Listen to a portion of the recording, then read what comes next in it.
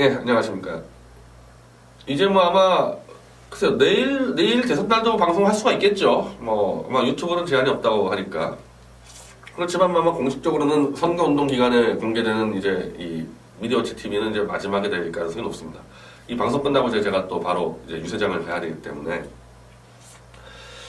하여튼 제가 지난 방송 때 얘기했듯이 홍준표의 줄선 보수파리들 때문에 이 음해를 막느라고 저희가 진짜 할 것들을 제대로 설명을 못한 부분이 있습니다. 그래서 제가 지난 방송 때 우리 당이 앞으로 어떻게 할지 좀 설명을 드렸는데 오늘 같은 마지막 날이니까 저는 이번 대선이 결국 기회주의 낡은 보수 세력의 심판으로 귀결될 거라고 보고 그랬을 때 과연 우리가 새로운 이제 이 정치 아니면 정책 방향 아니면 대한민국 방향 저는 이제 가급적 보수라는 단어를 좀 안 쓰려고 해요. 이번 선거 때 보수가 하도 오염돼가지고 그 단어를 저는 좀 자유통일이라는 단어를 원래 그 단어를 써왔고 그 측면에서 설명을 해보겠습니다. 우리가 언제부터 20, 30대, 40대한테 이렇게 보수라 그러면 손가락질 당하고 조롱당했는지 한번 잘 살펴볼 필요가 있습니다. 이명박 대통령이 2007년도에 당선될 때는 20, 30대, 40대에서도 다 정동영을 이겼습니다. 물론 그때 이제 노무현 정권이 하도 실정을 벌였기 때문에 그런데 최소한 그때는 보수라고 했을 때 완전히 20, 30대의 마음에서 벗어나지 않았다는 거죠. 그럼 결국 그 주범이 누구냐면 사실은 이명박 대통령. 이명박 정권 때 이게 완전 고착화돼 버렸어요. 20, 30대가 좌. 그래서 항상 이제 그때부터 선거 치를 때 제발 좀 이 선거날 날씨가 좋아서 20, 30대 놀러 가길 바라고 뭐 실제로 그랬습니다. 그때 이명박 정권 때 그 당시 선거 캠프 다 그렇게 했었어요. 이게 정말 너무 저는 그때부터 위험하다고 봤고 그래서 20, 30대에 대한 정책적 접근도 많이 제안했었는데 뭐 단 한 건도 채택이 안 됐고 결국에는 이렇게 이제 보수가 완전히 이제 사실상 괴멸까지 오는 상황이 된 거죠. 만약에 생각을 해보세요. 안철수, 심상정, 문재인이 분리되지 않았으면은 합쳐졌더라면 어떤 결과가 나왔겠냐 이번 대선에. 그나마 좌익이 분리가 되니까 뭐 해볼 만하다 떠들고 있는 거지. 합쳐졌으면 뭐 시작하자마자 끝난 거 아닙니까? 그리고 제가 볼 때 잘못하면 이거 뭐 좌익 영구 집권 되는 거죠. 문재인도 만약에 집권한 다음에 내각제 들어가면요. 국민의당, 정의당 내각제 하기 시작하면요. 좌익이 몇십 년 집권하는 프랑스 사태가 벌어질 수도 있는 거예요. 그런 정도로 보수가 괴멸당했다는 겁니다. 그리고 그런 정도로 보수가 괴멸당할 짓을 해왔고 이번 대선에서 가장 그 추태를 보여왔고 그럼 이명박 정권 때는 왜 20, 30대한테 완전히 버림받았냐. 저는 부정부패와 특히 병역비리, 병역의 결정타였다고 봅니다. 노무현 정권 때 장관들 인사청문회 때 낙마 사유가 위장 전입 논문 표절로 낙마를 했어요. 노무현 정권 때. 그래서 김병준 교육부 장관 낙마했잖아요. 논문 표절로. 근데 이명박 정권 때 딱 들어오면서 위장 전입 부동산 투기 논문 표절 이건 그냥 패스입니다. 패스. 다 걸려 들어가니까 그건 패스예요. 그걸 패스를 하고도 또 통과 안 된 사람들이 또 수두룩합니다. 그걸 패스하고도. 박근혜 정권도 마찬가지고 누가 봐도 분명히 이명박 정권 이후에 공직 인사의 기준이 훨씬 얕아진 게 맞습니다. 노무현 정권 때하고 잘 기사 검색을 해보십시오. 그건 어쩔 수 없는 것 같아요. 그래도 민주화 운동했던 사람들의 이 재산 형성 과정이나 이른바 자칭 보수 인사의 재산 형성 과정 볼 때 보수가 훨씬 재산이 많단 말입니다. 이 장관들 이제 검색해보면은. 그러면서 계속 땅충이 나오고. 거기서 일단 시작이 되는 거고. 물론 이제 거기서 그 당시 이명박 정권에서 뭐 저한테 한 얘기들이 많이 있습니다. 일을 많이 하다 보면은 개인의 흠집이 많이 나지 않냐. 자, 근데 그게 굉장히 위험한 게, 그런 능력을 보여줘야 되거든요. 그럼 도대체 능력을 뭘 보여줬냐, 이명박 정권의 이 인사들이. 박근혜 정권도 마찬가지고. 20, 30대가 볼 때는 능력도 없는 것들이 돈이나 해먹고 다녔다. 이렇게 된단 말이죠. 그래서 결국 노무현 대통령이 자살했을 때 가족이 뇌물받아 죽었는데도 어떤 사태가 벌어졌냐. 고작 60억밖에 안 먹고 죽었다, 노무현은. 근데 전두환, 노태우 뭐 2천억, 3천억 받고 뭐 하는 거냐. 이렇게 되지 않았습니까? 상대평가가 돼버렸잖아요. 거기서부터 이제 기울기 시작하는 겁니다. 거기서부터. 그리고 이제 젊은 층을 완전히 망치로 탁 때려버렸던 게 이명박 정권 때 그 연평 폭격대죠. 그래서 대통령 주재로 벙커회의를 하는데 이명박 대통령도 군대 안 갔다 왔어. 정운찬 총리도 군대 안 갔다 왔어. 정정길 비서실장도 군대 안 갔다 왔어. 원세훈 국정원장도 군대 안 갔다 왔어.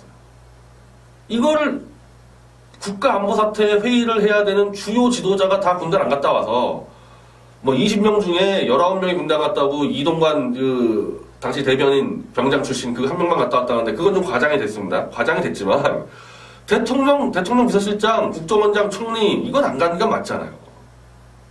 그 얼마나 손가락질 받겠습니까? 젊은 층한테. 툭 하면 이 안보팔이잖아요. 요즘에도 보면 지금 무조건 안보팔아서 버티고 있는 것 같은데 안보팔이 하면서 군대는 또 안 갔다 와. 거의 끝나는 거죠. 그러니까 이제 이 보수는 20, 30대한테 말만 안보팔이하고 뒤에서 헤쳐먹고 군대 빠지고 이렇게 찍혀있다 이거죠. 이렇게 찍혀있는 겁니다. 엄청나게 찍혀있는 거예요. 그래서 이런 부분에 대해서는 보수 정치 세력일수록 완전히 더 확실해야 된다. 좀 심할 정도로 확실하게 가야 된다. 이걸 회복하기 위해서는. 그래서 저는 우리 당에서는요. 군대를 안 갔다 온 사람은 아예 주요 당직을 안 맡겨야 되지 않을까. 당대표라든지 이런 부분에. 그 정도로 확실하게 해야 되지 않을까 그래요. 우리 당에서는. 다행히 조원진 후보는 하사관 졸업입니다. 하사관 제대예요. 그리고 지난번 방송도 말씀드렸지만은 병역에 대해서는 본인이 안 가든지 공익을 갔다 왔든지 자식이 안 가든지 공익 갔다 왔으면 다시 전수검사 해가지고 확실하게 안 갔다 온 이유를 검증을 받도록 하겠다. 우리 당에서는. 그래서 이 병역대에서만큼은 완전히 클린 정치 세력으로 만들겠다. 그런 정도로 하지 않으면 이거 회복이 안 된다는 겁니다. 그 대신에 저희 당 정책은 그 대신에 이제 저희 당 정책에서 원래 이것도 발표를 못했는데 군 가산점제를 부활하기 위해서 헌법재판소에서 위헌 판결 내렸단 말이에요. 군 가산점제에 대해서. 그래서 이거는 부활하겠다 그러는 거는 다 허언입니다. 헌법재판소를 피해갈 수 있어야 되거든요. 피해가려면요. 여성에 대해서도 한 5만 명 정도 자원에서 사병으로 입대시켜야 됩니다. 그래야지 군가산점제가 가능해요. 근데 그러려면은 자원에서 한 5만 명을 입대를 시키려고 하면은 그냥은 안 오겠죠. 월 100만 원 정도는 급여가 나와야 됩니다. 그러면 여성만 줍니까? 안 되죠. 다 줘야죠. 60만 장병을. 60만 장병에게 월 100만 원 정도를 주려면은 연 5조에서 6조 원 정도가 더 들어가죠. 연 6조 원 정도가. 그 6조 원 쓰겠다는 겁니다. 그럼 6조 원 어디서 나오냐? 본 국방부에서 나오는 게 아니라 쓸데없는 20대 복지. 저는 가장 쓸데없는 복지가 반값 등록금이라고 보는데 반값 등록금은 20대 병사들의 당연히 줘야 될 노동력에 대해서 국가가 착취하고 그 돈 가지고 빼서 나눠주는 겁니다. 일단 모든 20대에 대한 복지는 군인 사병에게 갖다 가고 돈이 남은 거 가지고 복지를 해야 돼요. 우선순위가. 그렇게 바꿔야 됩니다. 자, 그렇게 하면은 여성들이 한 5만 명 정도가 이제 군에 사병 입대하면은 군가산점 문제는 바로 풀립니다. 그럼 바로 풀려요. 그건 이제 위헌을 피해가거든요. 그 위헌된 이유가 여성은 군대 갈 수 없는데 이렇게 점수 주면 되냐. 근데 이제 군대를 가게 만들어내면은 군대 가면 돼요. 그리고 아마 이제 여성들은 국가 지도자가 될 사람들은 다 가야 될 겁니다. 그 공무원 시험도 시험이지만은 갈 수 있는데도 안 가고 난 정치 지도자가 될래? 이거 안 될 겁니다. 그럼 기존의 이 잘못된 페미니스트들 아마 혼비백산 할 거예요. 우리 이제 그 정책을 내놓겠다. 대선 이후에. 그 지난번 말씀드렸듯이 논문 표절도 4급 이상 공무원들은 다 전수검사한다. 그래서 지금 대학이 하는 게 아니라 교육부 산하에 논문 표절 검증 센터를 만들어서 철저하게 검증해서 다 클린 논문 표절. 자, 이런 정도로 하면요. 우리 당에 뭐 부동산 투기니 위장전입니 이런 사람 들어올 수가 없어요. 들어올 수가 없습니다. 자, 그러면 일은 누가 하냐? 이런 문제를 잘 안 걸리는 쪽이 젊은 층일수록 안 걸리죠. 그럴 수밖에 없잖아요. 사회가 점점 투명화됐기 때문에. 저는 그냥 쓸데없이 60대, 50대 이미 다 이 부정부패 걸린 사람들을 우리 당에 끌어들일 필요 없이 여기에 안 걸리는 30대, 40대 인재들을 넣으면 됩니다. 그럼 돼요. 그럼 걸릴 사람 없잖아요. 그렇게 해서 완전히 이 새로운 모습을 보여줘야지 20, 30대 접근이 가능하지. 지금 이 구태를 데리고 어떻게 이게 가능하겠냐는 겁니다. 홍준표 가지고 무슨 20, 30대 표를 얻습니까? 30대 보니까 홍준표 뭐 10% 이러는데 지지율이 30대에서. 자, 그리고 그러면 이 새로운 자유통일 세력의 전통 지지 기반은 어디가 될 거냐? 기존의 낡은 보수냐? 저는 이것도 바뀌어야 된다고 봅니다. 우리 핵심 지지층은 어디가 되냐면은 600, 700만 정도의 자영업자 플러스 벤처 창업가. 여기가 우리 핵심 지지층이 돼야 돼요. 그럼 우리의 경제정책은 어떻게 되느냐? 모든 경제정책은 세상에서 가장 창업하기 좋은 나라로 만드는 그 정책으로 가야 되는 겁니다. 그렇게 해야지 우리 안정적인 지지 기반이 맞고, 제가 완전히 객관적 조사는 아니지만은 우리 태극기 집회에 자주 나오고 이 당에 열심히 일하는 분들 대개 자영업. 근데 좀 큰 규모의 자영업. 영세 자영업은 좀 바쁘니까 못 나오잖아요. 좀 큰 규모 자영업이 상당히 많습니다. 그게 지지 기반이 돼서 그럼 이제 청년 창업가까지 포괄되는 거죠. 이러면 대기업하고도 분명히 달라집니다. 지금 자유한국당이요. 재벌도 아니고요. 제가 볼 때는 재벌 하수인들과 뒤엉켜 있습니다. 재벌 하수인과 뒤엉켜 있어가지고 엄밀히 말하면 재벌의 이익 제대로 대변도 못해요. 사실은 영세 자영업과 재벌 대기업이 엄청난 차이가 있어가지고 대기업과 영세 자영업이 이익을 뺏고 빼앗기는 관계로 보는데 그렇지가 않습니다.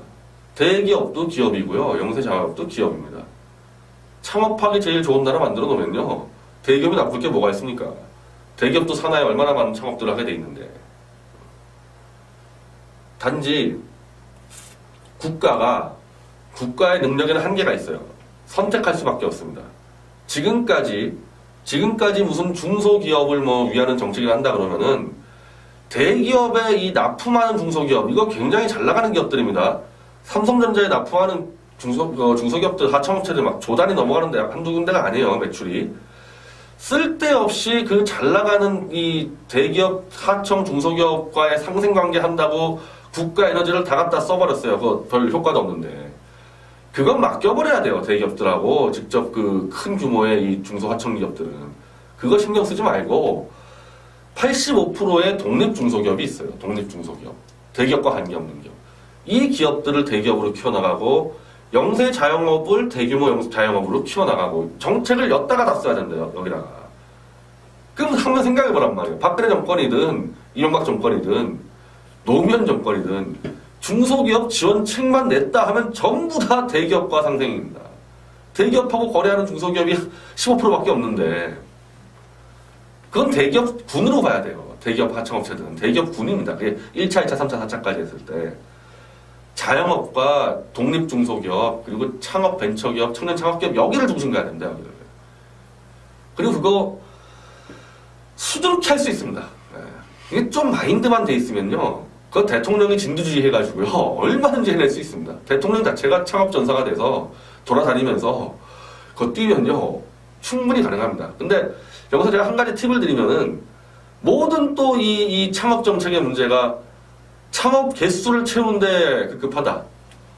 오세훈 서울시장이 서울 벤처 창업센터 만들어가지고 600개의 창업기업을 만들었다 홍보했지만은 임기 끝날 때중에 한 500개가 다 망했단 말입니다. 창업 개수를 자꾸 국가 정책의 성공으로 사례 삼으면 안 되고, 창업은 각자 알아서 하게 내버려 두는데, 그거를 상호 경쟁을 통해서 일찌감치 경쟁력 있는 기업을 잡아가지고 확 끌어올려 버려야 되는 거거든요. 이게 박정희 정권에서 하시는 기업 키운 방식이거든요. 몇 개를 그냥 거점을 해가지고 확 키워버리는 거예요. 그럼 그 큰 기업이 또 주변에 하청을 키웁니다. 고만고만한 게 내버려 두면요, 가다가 다 같이 무너져요. 이걸 근데 선별하는 방법이 굉장히 중요한데, 박정희 대통령 같은 경우는 외화 수출 가지고 선별했듯이 선별하는 객관적 기준 충분히 있습니다. 그래서 기업 지원을 연차별로 지원을 해야 돼요. 지금은 규모가 작은 기업, 중소기업 하면 뭐 50인 이하 이래가지고 규모가 작으면 지원하잖아요. 그러니까 기업 성장을 안 하죠. 규모가 작을수록 더 지원이 많이 들어오는데. 그렇게 하면 안 되고 연차별로 딱딱딱딱 성과 내가지고 연차별로 5년차 다 한다. 5년차 뒤에도 뭐 50명, 30명 지원 안 해버려야 됩니다. 그렇게 되면은. 연차에서 3년차부터 몇십 개 기업을 확 크게 튀어주고 그 기업이 끌고 나가도록. 저는 그렇게 하면은 자영업들도 분명히 성과가 있을 거라고 봐요. 이거 말고도 제가 무진장 많이 압니다. 제가 왜 청년창업 포럼을 회장을 했기 때문에. 제가 말하고 싶은 핵심은 우리 저 좌익의 지지 기반이 민노총 노조원이잖아요. 그럼 우리의 지지 기반은 뭐냐? 경제적 지위에서. 자영업가 창업가다. 자영업가 창업가를 위한 가장 창업하기 좋은 대한민국을 만드는 게 자유통일 세력의 바로 그 임무라는 거죠. 그거를 놓고 보면요, 쫙 나옵니다. 인터넷은 어떻게 개혁하고 문화는 어떻게 개혁하고 다 마찬가지예요. 인터넷 개혁, 포탈 독과점으로 창업이 안 돼요. 포탈 독과점으로. 포탈 저거 그냥 그대로 해체시켜버려야 됩니다. 미국이 마이크로소프트 해체시켜버렸듯이 포탈 저거 분할시켜버려야 돼요. 검색과 언론하고 블로그 다 분할시켜버려야 됩니다. 저거. 그렇게 하면 이제 미국처럼 이제 구글식 이제 경제체제가 돼가지고 구글 하나로 10만 개가 창업이 되고 미국은. 한국은 네이버 하나로 10만 개가 기업이 죽어가는데 어떻게 경제가 살겠습니까? 그렇게 해나가야 되는 거죠. 문화요? 문화 마찬가지입니다. 문화도 저거 지금 극장부터 배구까지 엉망진창 돼 있는데 저기도 그냥 칼 내가지고 다 깔끔한 구조조정해서 문화 벤처 나올 수 있도록 해야 되거든요. 뭐 그것도 사실 정책들 제가 법안까지도 갖고 있는 것도 많이 있어요. 연예기획사 개혁 법안도 가지고 있고.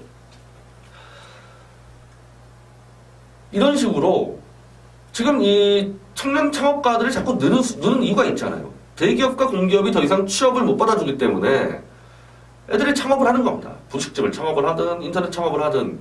우리가 20, 30대 표를 얻는다? 20, 30대 누구의 표를 얻을 겁니까?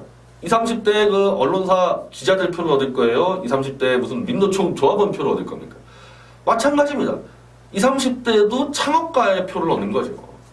그리고 그 하는 사람들은 영향력이 있잖아요. 직원들이 있으니까. 그래서 넓혀가는 거거든요. 그러면 지금 이 자유한국당이나 이 보수파리들 전경련에 빌붙어가지고 전경련이 주는 정책에 갖다 읽어대는 자들 도저히 안 되죠. 도저히 20, 30대에 근접할 수가 없죠. 대기업에 취업하는 애들 몇 명을 했다고요. 글로 들어가서 뭘 합니까? 이번에도 자유한국당 총선 때 비례대표에 3명이나 전경련 시다발이 들어왔습니다. 전경련 시다발이 3명 들어갔어요. 저기 전희경하고 저 김종석 씨하고 신보라하고 저러놓고 무슨 20, 30대하고 뭘 소통을 합니까? 저렇게 놓고. 그러니까 지금 이게요, 우리가 단지 지금 탄핵에 대한 입장 차이로 갈라선 건 아닙니다. 최소한 제 입장에서는. 안 되는 거예요.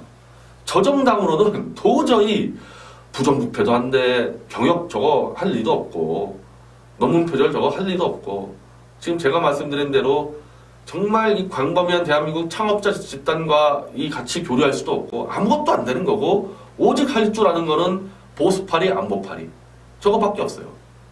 저건 이제 시대 뒤편으로 물 건너 갈 겁니다. 사실 이것들 제가 정책들 다 준비한 게 많이 있었는데, 뭐 발표할 기회가 없었습니다. 의회들 막느라고. 그러나 대선 이후에 보십시오. 대선 이후에 우리 어쨌든 조원진 의원, 삼선 의원이 있기 때문에 입법 발의는 얼마든지 할 수 있습니다. 그리고 저 정당이 무슨 정책 토론 같은 거 하는 거 봤어요? 지금 저런 정당들이. 우리 당은 정말 일주일에 뭐 3회 이상씩 수시로 국회나 지역에서 정책 토론회, 대한민국 방향 토론회, 자유통일, 특히 우리가 자유통일 내섰기 때문에 통일 토론에 수많은 포럼을 열 겁니다. 이 전국과 이 국회에서. 그리고 수시로 대한문에서 집회를 열 거고, 완전히 살아있는 정당. 늘 당원과 함께하고, 정책 자체가 살아있는 정당의 모습을 한 달이면요. 제가 볼 때 한 달이면, 이제 그 친박패랑 탄핵패하고 막 당권 싸움 해가지고, 박살이 날 자유한국당과 우리 당의 모습이 완전히 대비가 돼서, 상당수가 우리 당을 음해해왔던 상당수가 다 참여하고 우리 당 지지로 돌아설 거라고 저는 확신을 합니다. 얼마 남지 않았습니다. 그래서 그 비전을 믿고 우리 당을 내일 6번 조원진 후보에게 투표해 주시기 바랍니다. 감사합니다.